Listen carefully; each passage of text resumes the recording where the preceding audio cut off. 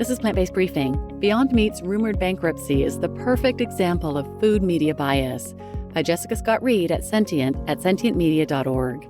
And I'm Marian Erickson. This is the Plant-Based podcast where I curate a variety of articles on plant-based and vegan living, get permission, and narrate them to you here in about 10 minutes or less every weekday. And I'm pleased to have permission from Sentient to share their content. And just for context, this article that I'm narrating today was published August 26, 2025. And now let's get to today's plant-based briefing.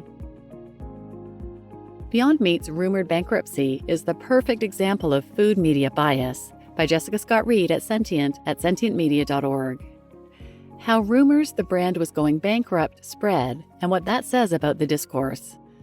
Beyond Meat is not going under, at least not right now. After reports suggesting the company was filing for bankruptcy spread online, the plant-based food producer took to social media. Recent media stories suggesting that Beyond Meat filed for bankruptcy are unequivocally false, the company said in a statement, also shared with Sentient. "We have not filed, nor are we planning to file for bankruptcy," it read. Beyond Meat's exact next steps are not known to the public, but the story spread like wildfire, with a glee typical of the way food media treats the plant-based food sector. Beyond has become a stand-in for the plant-based food industry.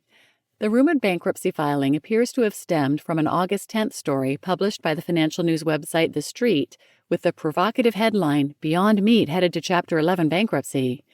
Co-editor-in-chief Daniel Klein wrote the piece, which cited a number of factors pointing to a potential restructuring, including Beyond's decision to hire a chief transformation officer with experience in restructuring. The story was updated on August 14th, and The Street published another article on August 22nd with an analyst reaching the same conclusion. Sentient contacted Beyond Meat for comment on the claims made by The Street, but did not receive a response by the date of this publication.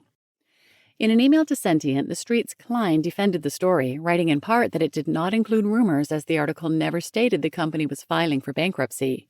In a piece that was marked analysis, I showed their economic reality, which is grim. I followed that up with a piece based on data from CreditSafe, a company that provides business credit reports. To substantiate his analysis, Klein cited dwindling cash, looming liabilities, and his belief the company has failed to differentiate the product in the marketplace.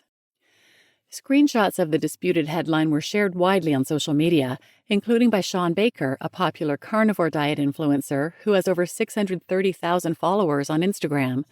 The rumor was amplified with stories published at Veg News, later taken down, The Economic Times, The Independent, and the Food Institute. Beyond has become a stand-in for the plant-based food industry. Beyond's fate aside, the way the news spreads suggests something else is at play. Beyond represents much more than just what it sells. Jan Dutkiewicz, assistant professor of political science at the Pratt Institute, tells Sentient that ever since Beyond became a public company trading on the stock exchange, the company has attracted an outsized level of attention. Similar reports about Gardein, Dutkiewicz says as an example, would never garner this kind of response. The scrutiny comes from social media, but traditional media plays a role too. There are a number of reporters on the food beat who very regularly will use the stock performance of Beyond as a stand-in for the performance of the sector as a whole, says Dutkiewicz. That, accompanied by Beyond's latest quarterly report, means a rumor like Beyond going out of business already has such a fertile ground to spread like wildfire online. The company also says it is rebranding, dropping the word meat from its name. The rebrand to Beyond is a notable turn for a company once hailed as a pioneer in the plant-based meat market for its headline-grabbing IPO in 2019. Since then, the market has cooled. Meat-heavy diets are now surging in popularity, and critics and shadowy campaigners alike call plant-based meats ultra-processed and unhealthy. To help boost its financial position, Beyond was able to obtain $100 million in debt financing from Unprocessed Foods, a subsidiary of the Ahimsa Foundation, a nonprofit dedicated to advancing plant-based eating. Misinformation meets MAHA. In an interview from 2023, founder Ethan Brown told The Guardian that one reason for sluggish sales was a false narrative about plant-based foods, a change in perception that is not without encouragement from interest groups. One such campaign comes from the Center for Consumer Freedom, a PR firm with ties to the meat industry. In 2020, when Beyond sales were booming, especially during the pandemic when the increase in at-home cooking helped sales of meat alternatives surge, a campaign to tar, falsely, plant-based meats as ultra-processed, unhealthy, and even scary got national attention. The Center for Consumer Freedom took out full-page ads in the New York Times and Wall Street Journal warning that fake meats are full of real chemicals. The group also created a $5 million Super Bowl ad showing a girl being asked to spell methylcellulose, a common food-binding ingredient, which was described as a chemical laxative in synthetic meat. The false narrative was amplified by interested parties, including veterinary pharmaceutical giant Elanco, whose profits are inextricably linked with farming. It was also spread online by meatfluencers and proponents of the carnivore diet.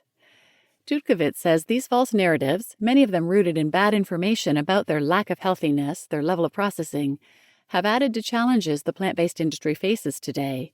The misinformation continues to circulate online, even though it is not actually borne out by peer-reviewed science.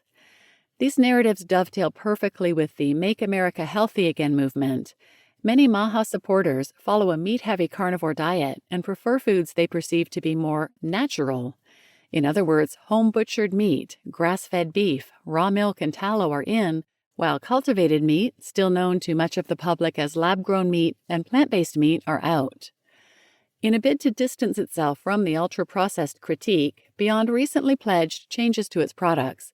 Along with the rebrand, the company says it will be rolling out new items, including a stripped-down ground meat called Beyond Ground, made with just 4 ingredients: water, fava bean protein, potato protein, and psyllium husk. In a recent interview, Brown told Vox that the success of the plant-based market will require really simple, clean ingredients. The company has even reformulated its burger, now in its 4th iteration, to have 60% less saturated fat and 20% less sodium. Whether Beyond can avoid restructuring remains to be seen. What is far more certain, and often left out of the breathless reporting of a plant-based company failing, is the heaps of research supporting a shift to eating less meat and more plants.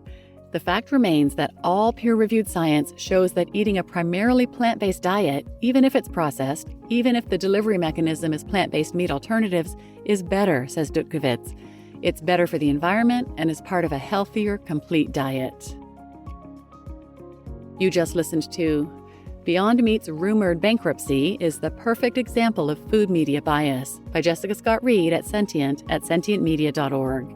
And I'm your host, Marian Erickson. I've done a number of other episodes about media bias, about misleading headlines, about PR firms trying to attack vegan advocates and plant-based companies, the dangers of the MAHA movement, and many more. So wherever you listen, put those terms in the search field and those will come up. And please share this episode with anyone who might benefit, and thanks for listening.